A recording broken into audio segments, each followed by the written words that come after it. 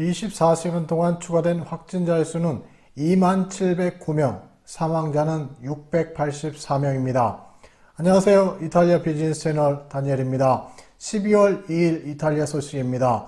첫 번째 소식은 모데르나사 백신의 긴급 사용 승인을 요청하다라는 기사 내용입니다.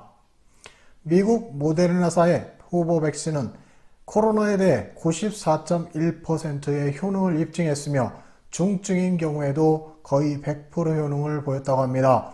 모데르나사가 개발한 코로나 바이러스 후보 백신은 총 3만 명의 참여자 중 196명이 코로나에 걸렸고 그중 30명은 중증이었다는 코브 3상 연구의 분석 자료로부터 효능을 평가했습니다. mRNA-1273 백신은 현재까지 심각한 안전 문제는 확인되지 않았으며 계속해서 잘 진행되고 있습니다. 라고 회사는 말했습니다. 긴급 사용 승인을 위해 미국 FDA에서 요구하는 조건 중에 하나인 예방접종 후 2개월간의 추적기간을 지났다고 합니다.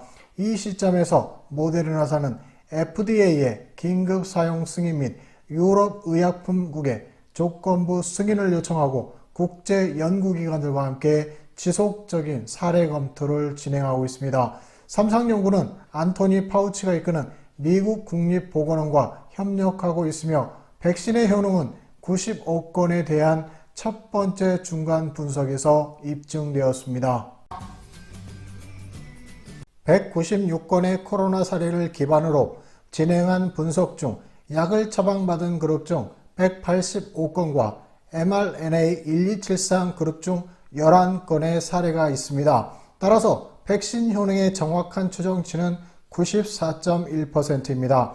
2차 평가에서 코로나의 사례를 분석했는데 30명 모두 위약그룹에서 발생했으며 mRNA-1273 백신 접종 그룹에서는 발생하지 않았다고 합니다. 현재까지 연구한 바에 따르면 위약그룹에서 코로나 관련 사망이 1건 발생했습니다. 백신의 효능은 연령, 인종, 민족 및 성별에 따라 차이가 없었습니다.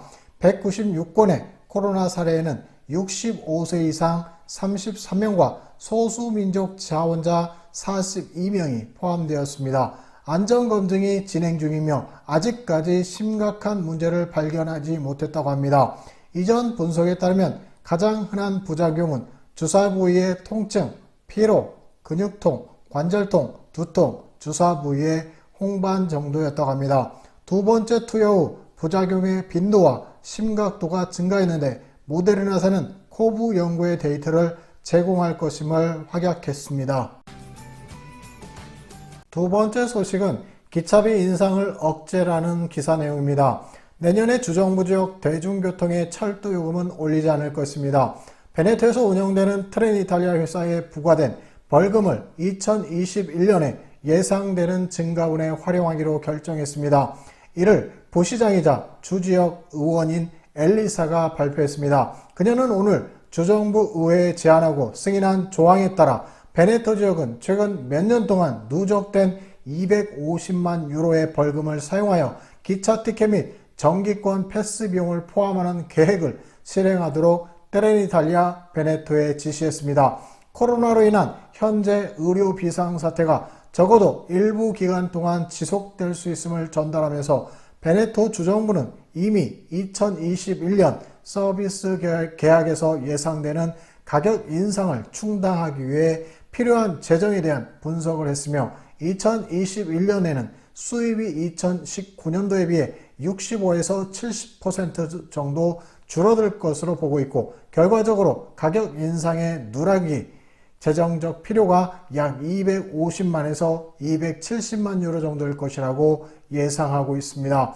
벌금 제도는 운행시간 준수, 내부 청결, 설비 보안 및 서비스 등 철도 회사의 비효율성으로 인해 겪은 불편에 대해 승객과 시민들에게 환불을 보장하기 위한 정책입니다.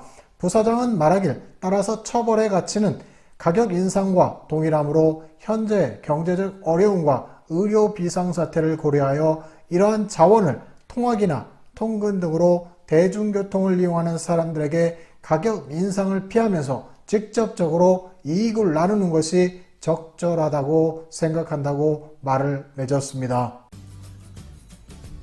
세 번째 소식은 2020년 연말 크리스마스 새로운 법령이라는 기사 내용입니다. Questa è la verità che è dinanzi a noi. In società fortemente sviluppate come la nostra, senza ridurre gli spostamenti, le occasioni di contagio, la convivenza con il virus è difficilmente realizzabile. I più importanti giorni di festa, il 25, il 26, il 1 gennaio, vanno limitati anche gli spostamenti tra i comuni. Bisognerà poi evitare potenziali assembramenti nei luoghi di attrazione turistica legati in modo particolare alle attività sciistiche.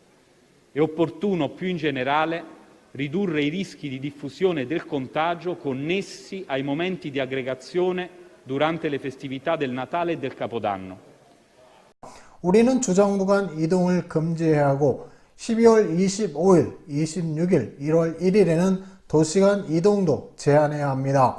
보건부 장관 스페란자는 상원에서 비상사태에 대처하고 다가오는 바이러스 예방접종 캠페인에 대해 추가 조치를 발표했습니다. 1월에 새로운 봉쇄령을 원하지 않는다면 진지하고 엄격하게 휴일을 보낼 필요가 있습니다.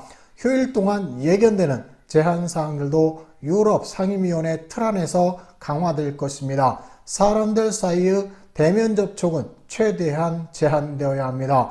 장관은 정부가 어려운 선택을 했지만 감염 곡선을 통제할 수 없는 상태를 피하기 위해 불가피한 선택이었다고 인정했습니다. 또한 의료 시스템과 모든 의사들, 간호사 등 의료 체계와 환경을 보호하기 위한 목적이라고 말했습니다. 스페란자 장관은 말하길 예방접종을 의무화하는 것은 정부의 의도가 아닙니다. 그렇지만 예방접종 캠페인은 아주 우리에게 중요합니다. 우리는 의료 서비스가 회복 불가능한 상태로 가는 것을 피해야만 합니다. 우리 이탈리아인들은 다수이든 반대이든 국가적인 협력이 필요합니다. 최고보건위원회에서 조사한 데이터를 분석한 결과 이탈리아에서 진행한 조치가 효과가 있었음이 드러났습니다. 주정부의 위험 시나리오에 기반한 모델을 채용했던 우리의 선택은 올바랐고 다른 국가들이 도입했던 록다운을 채택하지 않는 효과도 있었습니다. 그러나 우리가 여기에서 자만하지 말아야 할 것은 우리가 경계를 늦추는 순간 제3의 코로나 파동이 올 수 있다. 또한 장관은 과학적인 고려와 건강을 보호할 필요성에 의해 선택했던 결정들로 인해 전염이 어떻게 확산되었는지를 생각해보라고 강조했습니다. 현재 전염자 지수는 RT는 1.08이지만 이를 1 미만으로 만드는 것이 목표라고 말했습니다. 백신 구매는 중앙정부에서 일괄 추진할 것이며 모든 이탈리아인들에게 무료로 제공될 것입니다. 이것은 모든 사람에게 보장되는 공동의 이익이자 권리입니다. 예방접종 캠페인에서 불평등은 허용되지 않을 것이고 이탈리아는 2억 200만 회 백신을 주문했고 2회 접종이 필요합니다. 오늘 준비한 뉴스는 여기서 마치도록 하겠습니다. 여러분들의 건강과 가족들의 평안을 기원드립니다. Allora buona giornata a tutti.